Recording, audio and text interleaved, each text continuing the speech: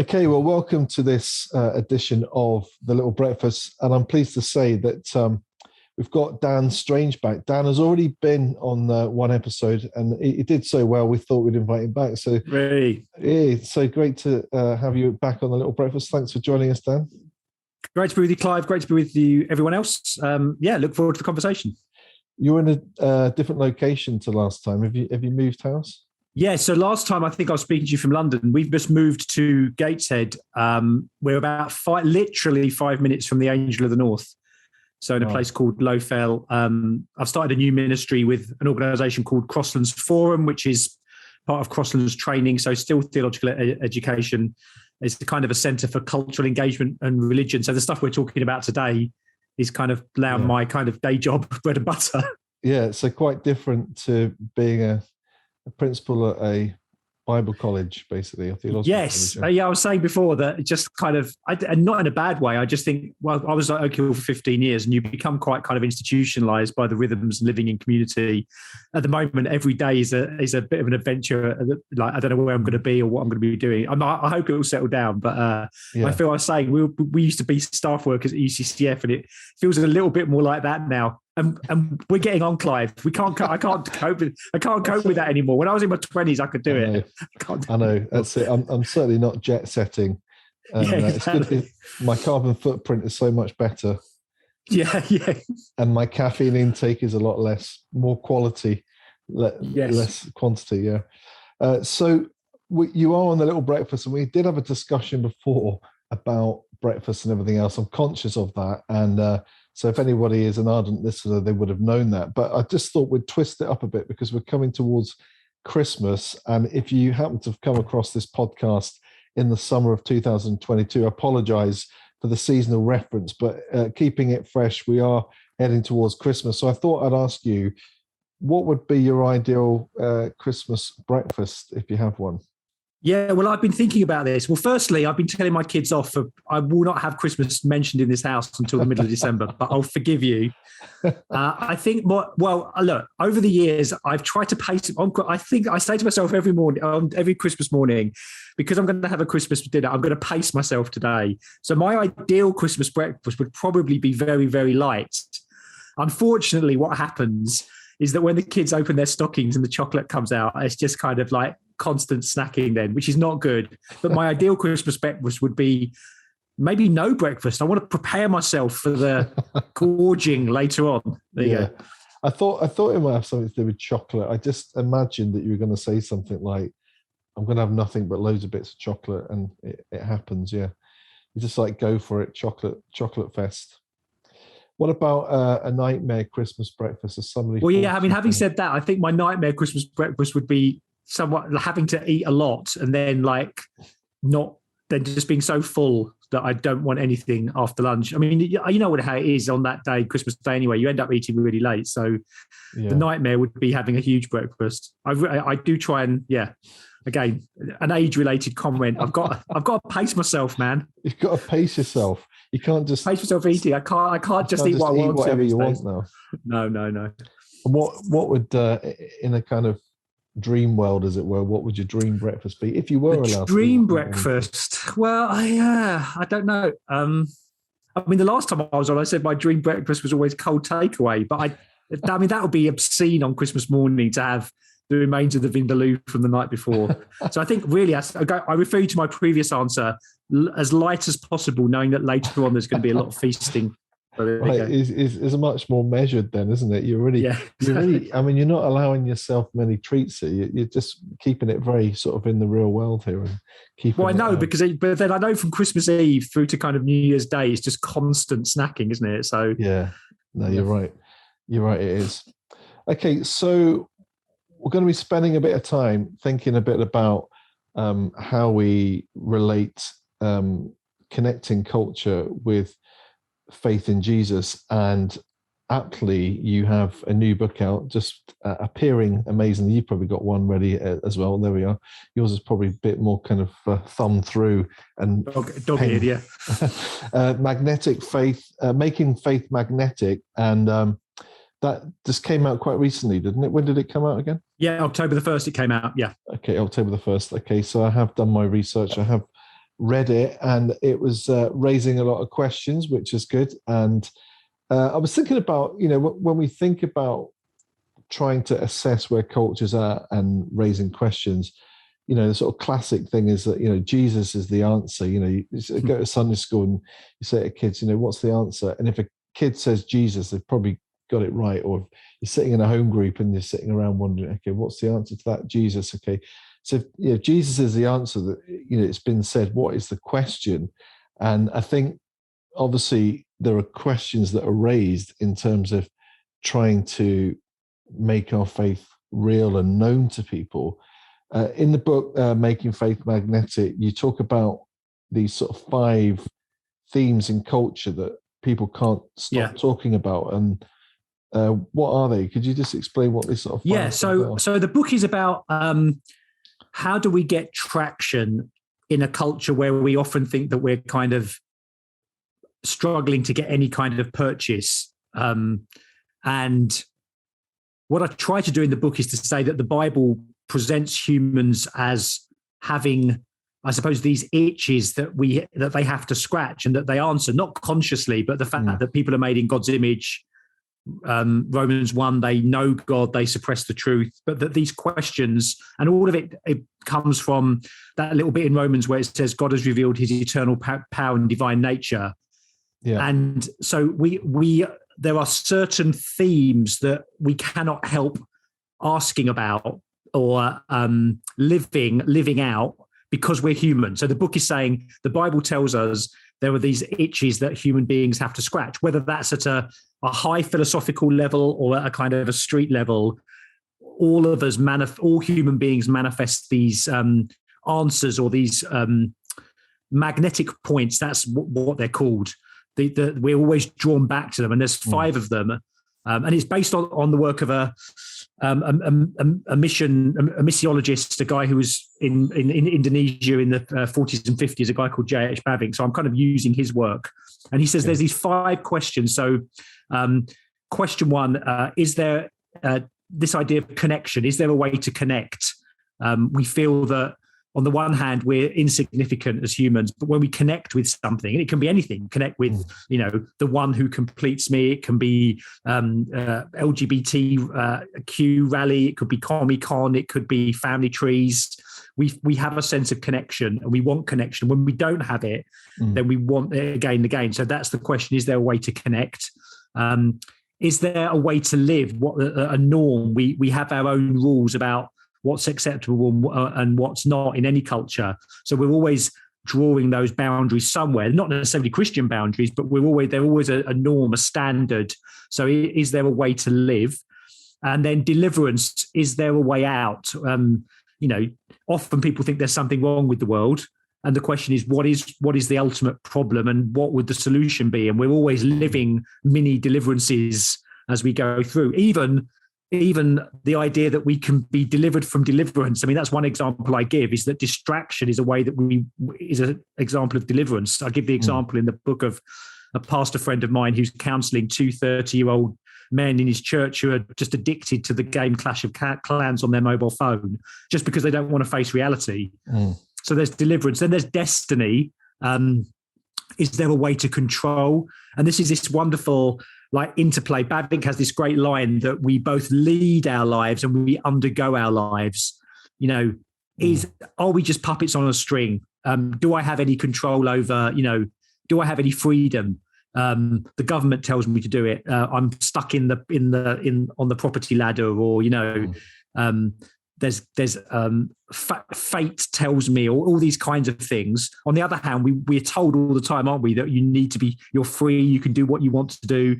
So it's that interplay between fate and freedom, that idea of destiny. People are always living out those kinds of questions. And then finally, where you have these 4 points, they coalesce on the big question, is there a way beyond? And that, I suppose, gets into the realm of, is there something beyond transcendence? Yeah, maybe God. I mean, we have to be, in our secular age, I think there's a few steps to go to get there. But that's the question of, if you take all these other points together, as you push on, what connects us? Is there a norm? Are we delivered? Is there one person in control? And as we think about those things, we ask that bigger question, is there a way beyond? And then that's the kind of question of transcendence and God and a higher power. And these 5 magnetic points, they're not kind of compartmentalized. They kind of they're all perspectives on the one human person. But my contention in the book is, this is what the Bible says at some level everyone is asking and everyone is living out, even though they wouldn't consciously say that. So that's the thesis behind the book.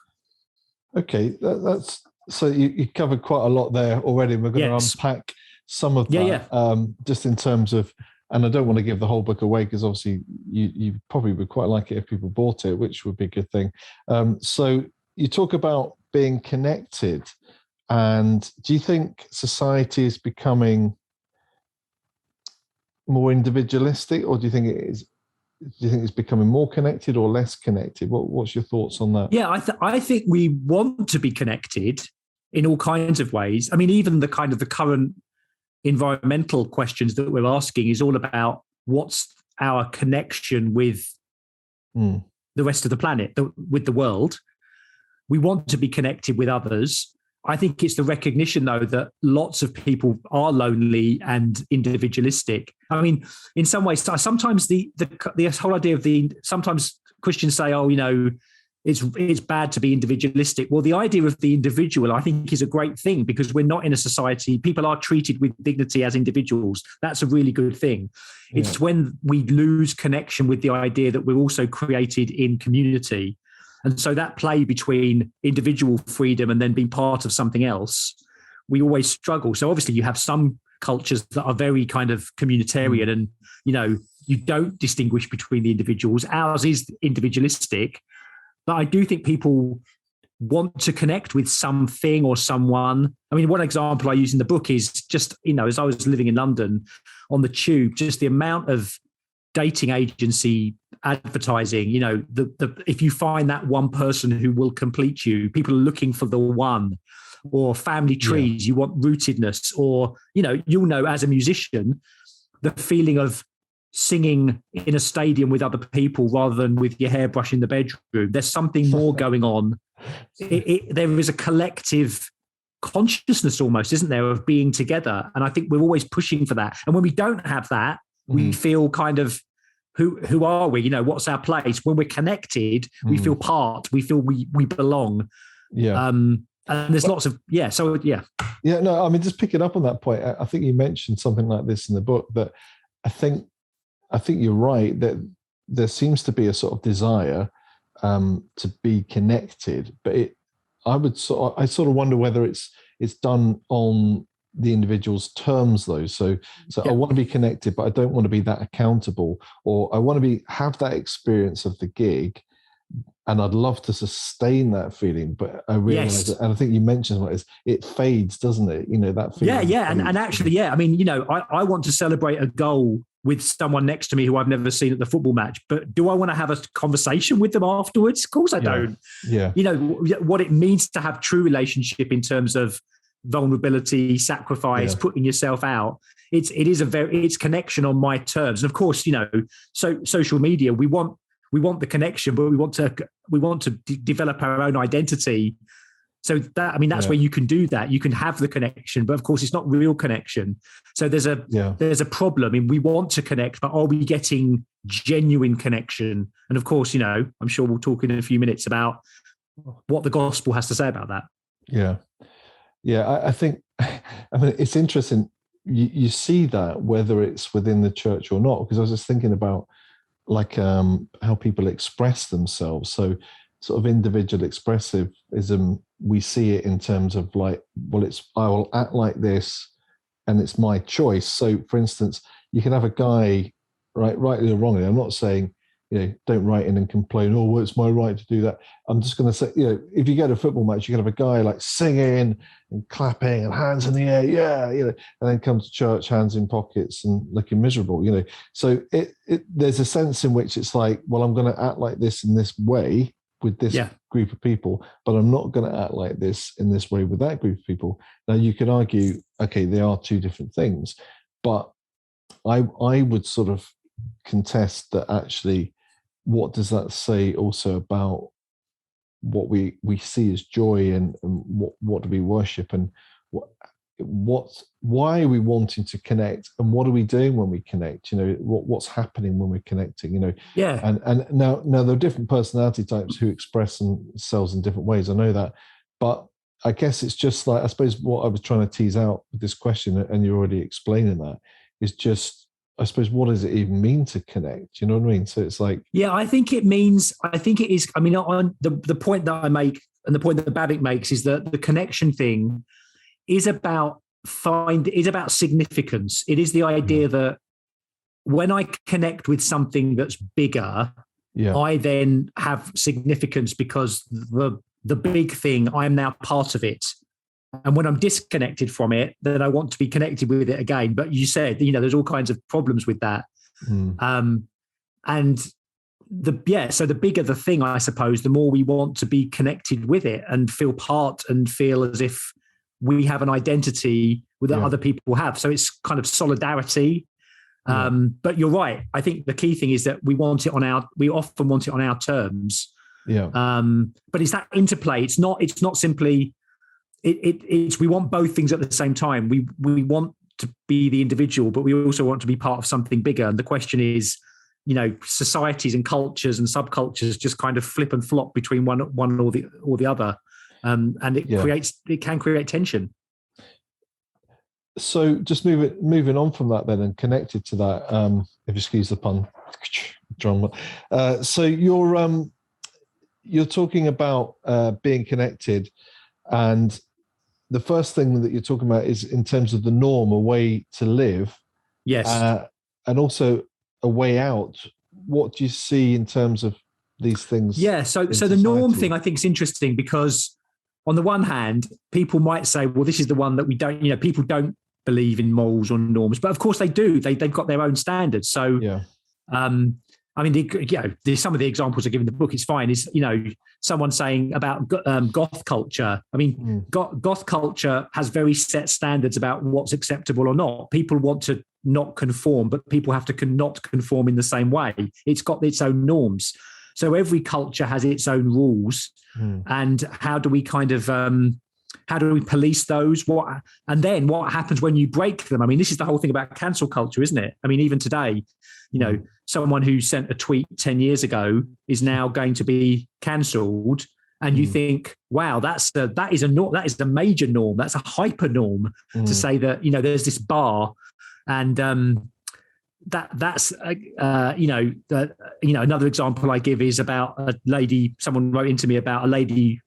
Someone overheard a lady in a shop saying, going to a shop saying, "Are your straws paper or plastic?" And the guy says paper, and he says, "Oh, I'm so glad I can drink here." So again, there's norms that we set, and the question is, where do those norms come from? How are they determined, and what happens when you break them? And that then obviously leads to deliverance. The idea is, what's the problem in society, and how do we solve it? And people have 101 different ways to say what the problem is, and then 100 different ways to solve it. The ultimate problem, and I do put this in the book, is often is death in some ways. I mean, that's the ultimate deliverance that we're looking for. And again, I think COVID has thrown up all kinds of issues as to what that means about, the preservation of life at all costs in terms of quality. And that's that's death. There's, people trying to extend life. But then it's not just deliverance, it's the mini deliverances every day in terms of how do I get through the day, or and then what the answer is to that. If ignorance is the problem, then education is the answer. There's all kinds of mini ways in which we see the problem and the solution. So just picking up on that point about the straw, you've got paper straws, that's fine, I can have my drink here. What is going on there then? I think it's a mix. I mean, we're messy people, aren't we? I think there may well be a principled environmental reason where people are genuinely concerned about the use of plastic. One tick. It could be I have to. I mean, it's the whole virtue signaling thing, isn't it? I want to be seen to be like this person, even though I'm very inconsistent, and again, there's an individualizing of it. Yeah. Or you could say hypocrisy, but you know what I mean, in that sense, inconsistency. Yeah. So I think it's often mixed motivations. The point is, though, that even if we don't live up to those norms, we know they're important. I remember discussing this once in the class where some people who are students of mine had worked in kind of big business, like KPMG, or where they live with these kinds of values and norms. And someone said, look, they've got them on the wall, but no one believes in them. But the point is, they still have to be seen to be adhering to them. So even if we know we're not going to follow them, the fact is they're these they're still there. We still think those norms are important, even if we know in our heart of hearts no one obeys them or no one cares about them. They have to be seen to be there. So there's all kinds of issues there, aren't there? I think your point about the consistency of that is the challenge, isn't it? Because if you sort of say, oh great, you've got paper straws, but then the question I'll be asking is, does that person have milk in plastic containers, or do they have like glass bottles? It's very hard for us to be consistent in that way, isn't it? And I wonder whether some of the don't get me wrong, it's great if you can save plastic and save the sort of trashing the planet in that way, but I guess the thing is, it's not always like able to be as consistent. But part of it is also like, okay, I think you're right, there is a bit of virtual signaling, like, oh look at me, get me, and then linking that with the cancel culture. Obviously people like J.K. Rowling, who people who absolutely loved Harry Potter, oh no, we're not going to be reading Harry Potter anymore because of what she said. And it's like, and the problem is that there is no, that's the point, there's no solution. There's a one philosopher, Charles Taylor, makes the point that humanists thought they were doing the world a favor by saying, let's do away with the idea of sin and failure and total depravity. But the problem is, when you do away with that concept, the bar is so high that when people can't meet the bar, there's no way back. You end up being coercive or making people do things. And this is the thing, it's a very high bar we've set for ourselves, where someone sends a tweet 10 years ago and now won't have a livelihood. There's no comeback. There's no. So again, maybe. Well, that's an interesting point. You almost say, we're increasing the bar of morality. It's like, we'll decide right and wrong. But then, if we were having this discussion 15 years ago, people would be like, "Why are you so obsessed with deciding what's right and wrong? There isn't anything right and wrong." So we can see how transient things move. No, exactly. And again, I think in some ways the good news that Christians do believe in a concept of sin is actually good, because it does say there is a way back, there is restoration, there can be the possibility of forgiveness. Even like everyone's been talking about this book, Douglas Murray, The Madness of Crowds, which is an excellent book, a very social kind of conservative critique of culture. It is excellent, but he diagnoses without any issue. He's got this little bit on forgiveness, and he's got no answers. He says, where has forgiveness gone? But where we've got such a great thing to say there. Whereas I think he's scrabbling around to find out what is the answer. And that's an interesting point, just picking up on that briefly, because if somebody diagnoses the problem but has no solution, that's one issue. But it seems to me, from what you're saying with talking about the norm, and even a bit of the way out, is it's like we're trying to sort of find out or find a way what is the norm, or it's like whatever that person says in the media or whatever that person says in that latest book. Now we've all got to fall in line with what norm is. And that's the thing. Where do these standards come from? Are they culturally generated? And you would hope what's happening is the more you ask it, the more you think, well, actually, unless we're going to be completely relativistic, they must come from somewhere. Where do they come from? And then again, I think, we've got something to say. Yeah, absolutely.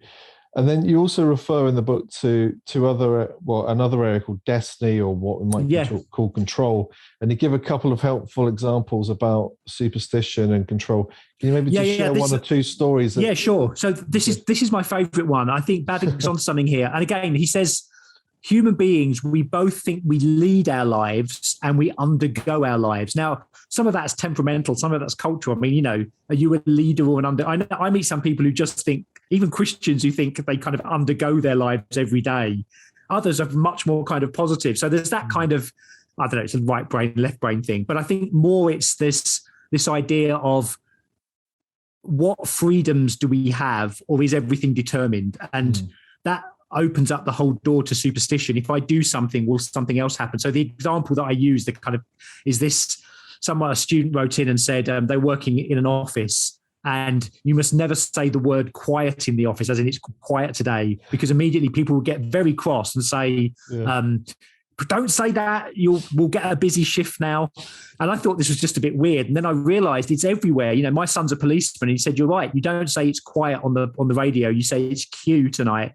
And in a lot of professional organizations now, there's all kinds of things going on there. But it's this idea that if you say this word, something will happen. And it's this, and you see that kind of fatalism. And, you know, it doesn't surprise me that horoscopes, Ouija boards, tarot, I mean, they're all in, you know, certain sectors of society, they're very popular because people want a sense of destiny and meaning. But at the other time, other people feel oppressed as if they don't have any control over anything. You know, what can we do about our planet? What can I do to get a mortgage? And then that's where the whole victimhood stuff comes in, because it's all stuff done to me. And where's my agency? So destiny is trying to explore that. And of course, fate and freedom are classic kind of philosophical concepts, but everyone lives these out every day. What freedom do I have? What agency do I have? Or is it all, you know, do I have any control? And this magnetic point is, I think, quite rich in terms of exploring that. And then, the last one, the higher power, is there a way beyond it? One of the things I've been working at, I'm still trying to think this through, Clive, is that when this guy Bavinck was in Indonesia, living with other religions, other religious traditions, that in some ways the higher power, what you thought about God came first. Really, here it's almost the last thing you come to, because people. It's only as you explore these other questions that secular people, I think, really do want to ask: is there a way beyond in terms of transcendence? So, in the book, I talk about people who want kind of secular religious experiences. And again, it could be the idea of a concert, or, you know, a friend of mine's dad went to the Holy Sepulchre in Jerusalem, complete atheist, but felt something there. Or it's the kind of like religion for atheists kind of idea, this idea that we're more than the sum of our parts. And is there a way beyond? Now, I think if you keep on asking that, you do come to questions of, well, is there a something or a someone? Is there what we might call God? And it's that pushing towards it that asks those questions. But you only get there, I think, as you answer the other magnetic points. You know, what is the thing? What is the thing or someone connecting us? Who gives us the rules? What's the norm? Is there anyone who can deliver us? Is there someone who is in control? And as you ask those questions more and more, you think, well, actually, you need to come to this idea of, is there something beyond? Or is, as John Lennon said, you know, above us is only sky. And so, but I think the more you push into the points, you more come to this idea of a way beyond. So that's how they kind of work together. And again, just to reiterate, I'm not saying that people wake up in the morning saying, oh, I need to think about destiny or norm. People are living their lives, but they're answering the questions in their lives. And that's where the encouragement is, as we look at the world through the word, through the Bible says, of course, because they're made in God's image, and we're naturally asking these questions because we're made to worship.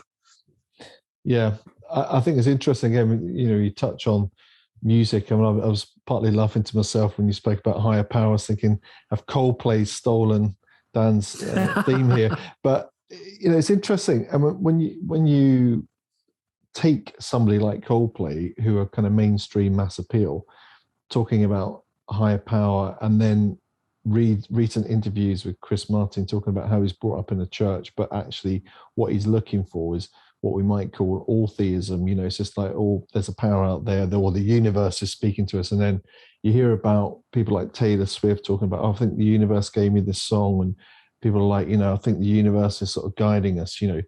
And so it is referring to this sort of higher power, but it's so nondescript, you know. It's like it's and through, you know. And I mean, biblically speaking, because we're suppressing the truth, it's very convenient, because if it's a power that's impersonal things don't worry about what we're doing. We can do what we want, because it's only when we start talking about personal God, and then what kind of personal God is it? Is it a God who's absolute? So the gods that we make for ourselves fit with our unwillingness, our willingness to kind of suppress the truth. It's like those two things are linked together. Or you go the other way and you say either God is so far away, he doesn't care what I do, or God is so near that it's part of me that actually God's responsible, not me. So it's very convenient how we suppress the truth and substitute it for other things, because of course the Bible says that we make idols, we make them to worship them. They come from us because we don't want to deal with God and the idea that, we would be personally accountable to God. And that's where the magnetic points come from, is saying we've been built to be dependent upon God and accountable to him. We suppress the truth and replace it with other things. But that idea of dependence and accountability is still there, just not to God. But the fact is, God's substitutes do not work. And there's always going to be a kind of a crack that we need to kind of explore. Yeah. And it's interesting. I mean, as we've just been speaking, I think actually the metaphor of a big gig like Glastonbury actually sort of connects with a lot of the points that you're making, because it's like people are going there and they're looking for sort of the transcendent in being connected, the transcendent in escaping, the transcendent in the higher power. And it's like hands raised in the air, part of a bigger thing. And people will sort of say, oh, it was like, some people might articulate it's like a spiritual experience. But again, I think the point you're making about they might not be asking the question, but living it is really helpful, because I think, again, you look at a mass festival like that, you see the evidence of people who are wanting to do all those things that you're saying, but they're not asking the question, how can I be fulfilled in these areas? They're going with it, Yeah, and that's the. I think when we last chatted in the previous book I wrote called Plugged In, there's that passage in Isaiah where the person who makes the idol then uses the wood that they used to have their dinner, worship the idol, and Isaiah's like, the whole point of it is satirical. Isaiah saying, this is stupid, but the key verse is, I think, is it 44:10? No one stops to think, and that's the thing. I mean, I always say, whether I'm teaching in a class or talking to you, your kind of non-Christian friends, people who don't know Christ, they're not having a parallel Zoom conversation on how they're not a Christian. I mean, they're just living. But how do we but the key thing is, how do we get people to stop and think? How do we get them? And we have to have courage there, because, an encouragement is always this idea that if they are made in God's image, if they're human, then they will be answering these questions in their lives, and we just need to have the creativity and the patience and the time to build relationships to be able to kind of probe those. So that leads me in that point that you've just been making there is one of the things that occurred to me as you were going through these different points, and I got to the bit where you're looking at how do we connect them to Christ. I was trying to think of kind of real life situations where I live, the community, people I know, and I was thinking, sometimes it's quite hard to talk to people just about, their garden or their work or football or even the weather. And actually, it seems quite a massive jump to go from that to Jesus. But so how do you sort of bridge that? Yeah. So I think, we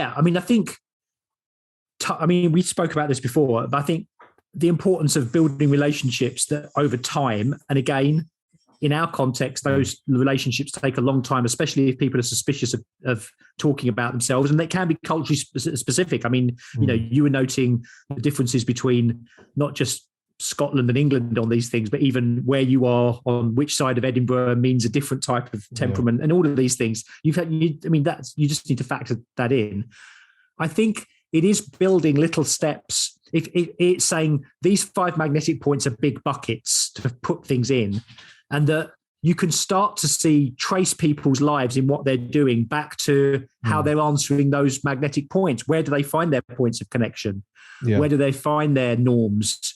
And then when you do that, it's then recognizing, well, actually, we can start to conceive, well, maybe if we were asked, we could say something about how we find connection, or where we think norms are from, or what we think about deliverance, or our relationship with God in terms of destiny.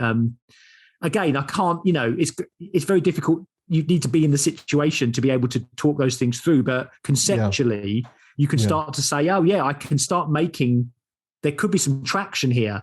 Now, one of the things we're not very good at doing is how do we then expose these false ways or these wrong ways of answering the magnetic points, because we know that they will always lead to dissatisfaction or disillusionment. So a bit like the stadium experience, I think it's trying to prick the bubble to say, yeah, you felt great at Glastonbury for those 3 days, but then you're back at work on Monday morning, and it hasn't solved all your. It's those kinds of things. It's trying to throw water over those moments, not to deny them, because I think they do tap into what it means to be human. But even as we've been discussing, it's great that we want connection with the earth. Our place in the environment around us is so crucial, but the fact is we are pretty disconnected. We want connection, but there's disconnection, and all the answers that we're giving don't seem to be working. So what does that say about the solution? Like that?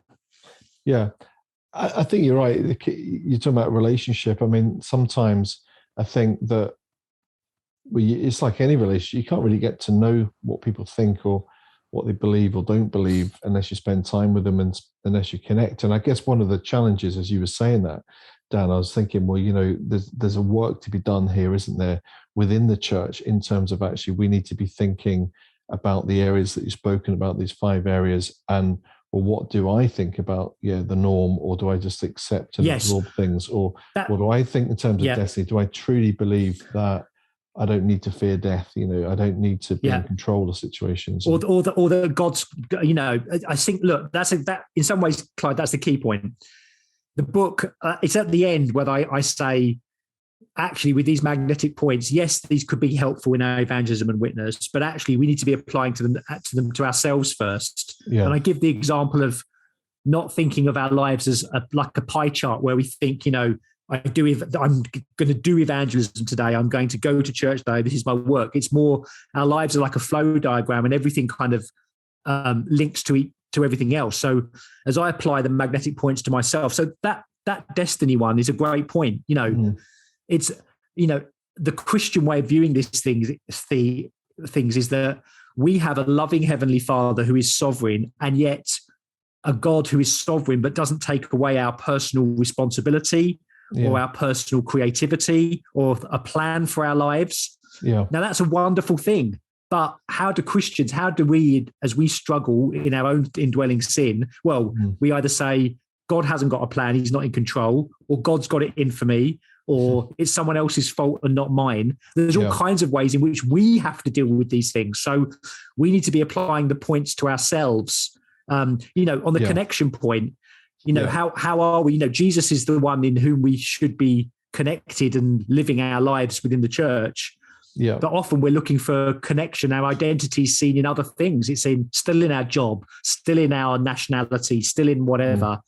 So as we apply the magnetic points to ourselves, and we are then transformed by the Spirit, then I think naturally, then we want to talk about that transformation more with others, and it becomes naturally evangelistic, rather than thinking, I'm going to do some evangelism now where I talk about these magnetic points. No, exactly. And I think that's the ongoing work, isn't it? That actually, and part of the reason we're doing this podcast, The Little Breakfast, part of the reason you're writing this book is that we are trying to remind ourselves that we need to be thinking biblically, culturally. We need to be kind of connecting the two up, and it isn't compartmentalized lives. And I feel like, I know for 20 years I've been on repeat about this, but I think we have to be on repeat about this, because I think the basic things of duality, whether it's secular or sacred or spiritual or non-spiritual, whether it's culturally engaged or not, these are all such important things in terms of living our whole life for the glory of God. And in some ways, you, Clive, as a pastor, your job is to be on repeat of it. That's the point. That's your role.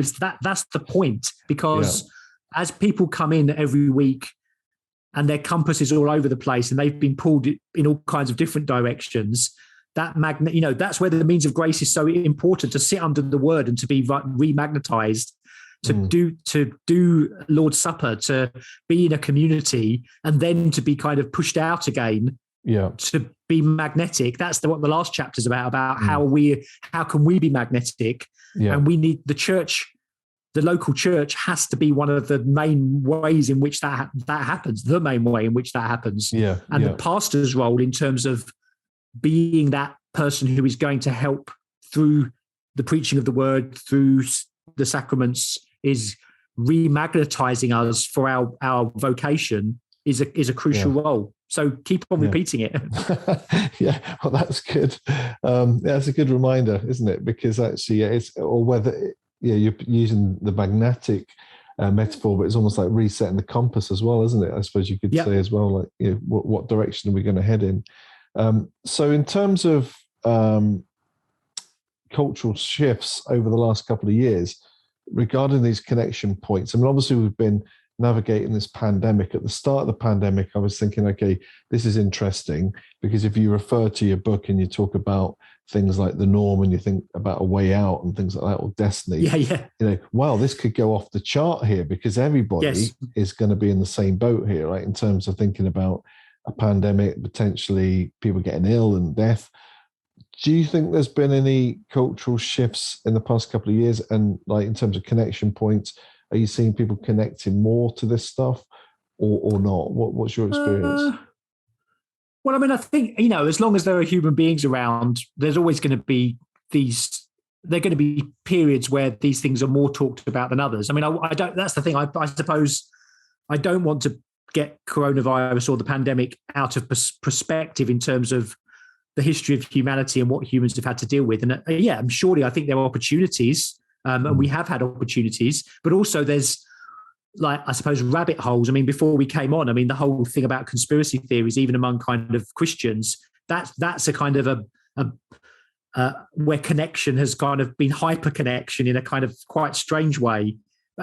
Or we could talk about, the polarization of social media and how that's unhelpful. So I think there are some opportunities, but there are some things that have been that are even more entrenched that are not good either. And it's always kind of swings and roundabouts, really. I think the maybe death has been talked about more, but in some ways, because we're still suppressing the truth, it's almost become what I've called almost the idolatry of life. Is that, this idea that quantity of life is expended at quality, and that's the whole huge issue, isn't it, to deal with the issue of risk, and that's a very theological question, and are we going to have responsible discussion about it? Is the church going to have a responsible discussion? I mean, as a pastor, dealing for you coming out of COVID, there are big theological questions there that I think need to be answered, that you see kind of at a superficial level in terms of mask wearing or, all these things. But again, I think they're deeper theological questions that we should be wrestling with. So is there a shift? I mean, I don't know. Maybe there's little things, but I don't know whether there's a major shift. And that's the point of the points, isn't it? In different cultures, these will manifest in different ways. I don't think Western culture, especially, or humanity, has been overturned by this pandemic. But I think there are always opportunities that we need to be taking hold of. Yeah. Yeah.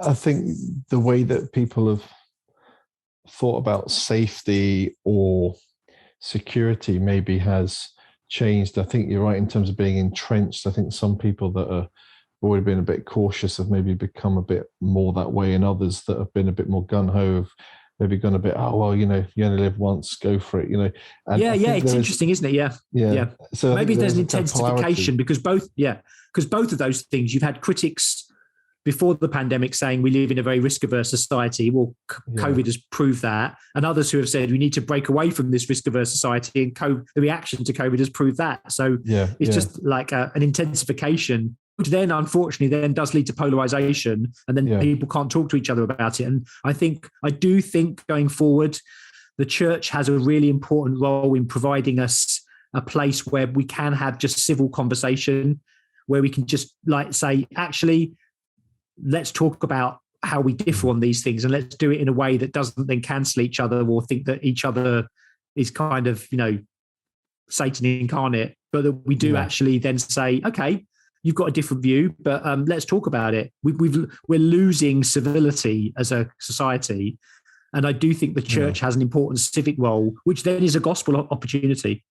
Yeah, and I think my experience of that has been, when we think about what does it actually mean to love one another, prefer one another, what's the body of Christ mean? I think one of the big shifts for me, or what's become clearer as a result of the challenges of the past 2 years in terms of church, not necessarily culture at large, has been seeing the importance of the body of Christ. Yeah. Sometimes I think we sort of saw church as, okay, well, church is a good thing. Yeah, of course we'll go to church. Of course we'll worship.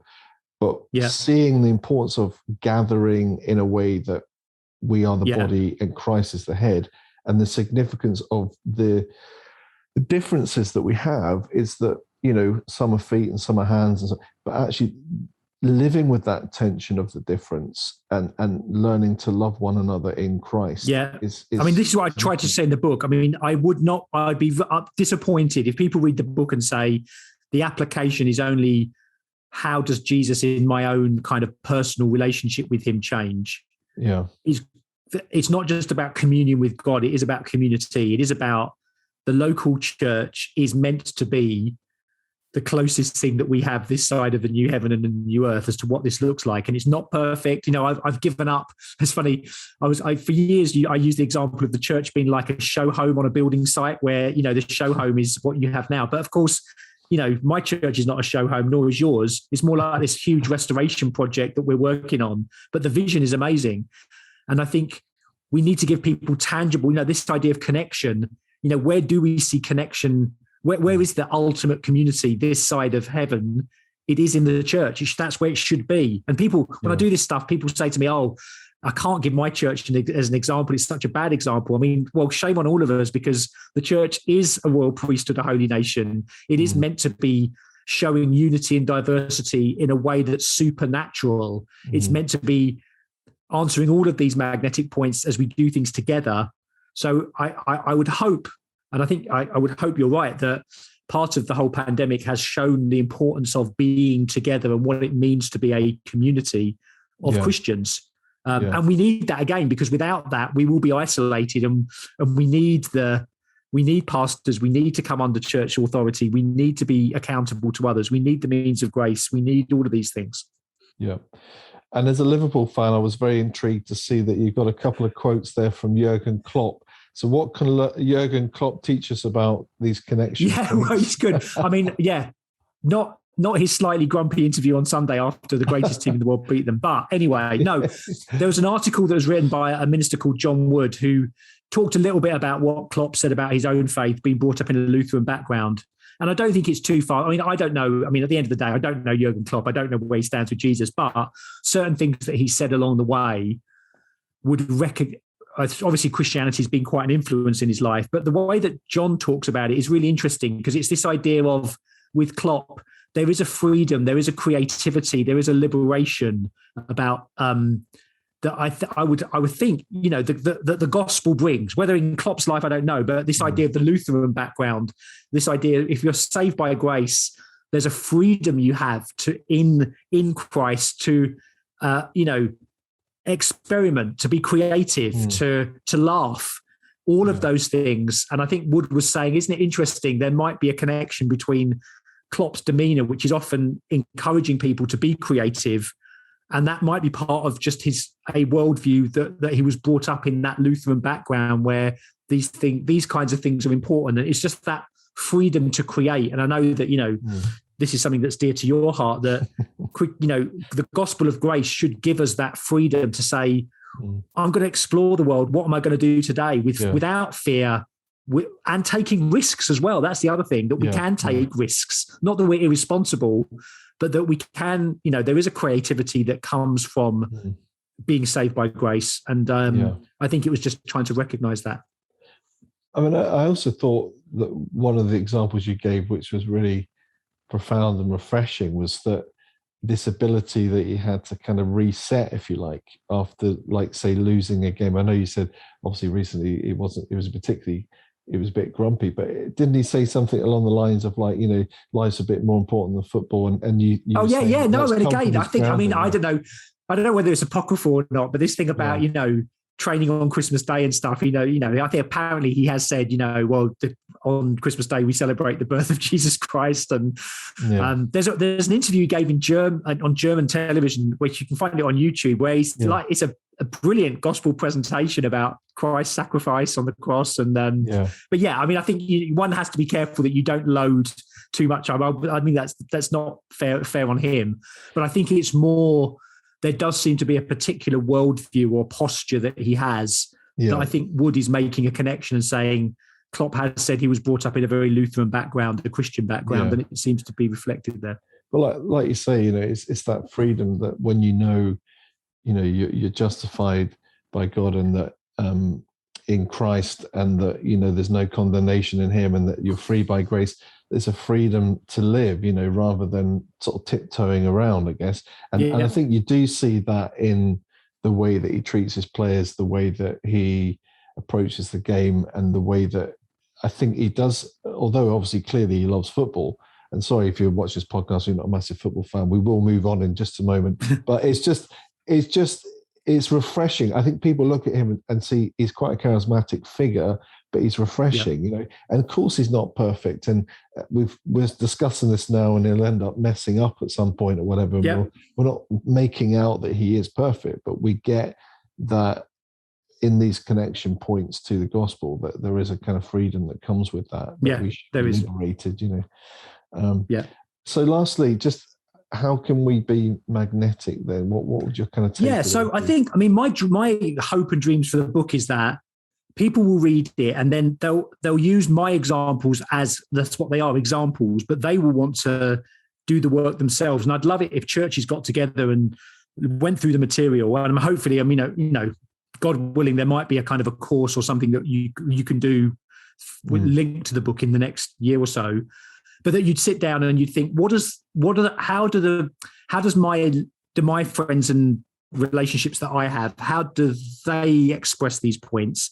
How do we as a church in our local community answer the points in a way that's going to give us traction? So we really work on contextualizing the points. It's not just the examples that I gave or general cultural trends. It's saying, in my area, in my church, in my locality, what does this mean for us as a church? And I would hope leaders would be thinking that. I would hope church members would be thinking that, not just as individuals, but as a church. And I think by that, for pastors, I think there's a little bit at the end on how we might use this framework in terms of preaching.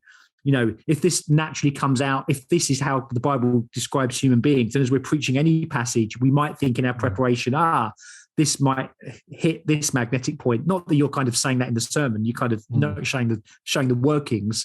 But I think there's all kinds of ways. But I think to keep magnetic, I think it's the things that we've said. It's being located and rooted in a local congregation, coming under authority, hearing the preached word, doing the sacraments, all of those things that we would say are bread and butter. Actually, they're the things that we need to make us magnetic. And so, I think that's some of the answers. But this thing about working it out, what it means in our local community, what does it mean for you in your situation in Scotland? What does it mean for someone in Colombia? What does it mean for someone in, Australia? That's the plan, because all these magnetic points are configured slightly differently for different cultures. That's the whole point. Yeah, absolutely. So the book is out. Where can people get it? All available bookshops. Well, Amazon, Good Book Company.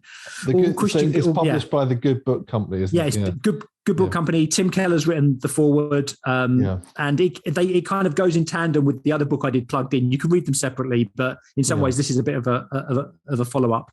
But read it, and then I always give a plug that at the end of the book there's an email address, themagneticpoints@gmail.com, because I'm trying to collect a directory of examples as people read the material and then say, oh, I've seen that. And I've had lots of people writing me in saying, here's an example. Do you think this is destiny or totality?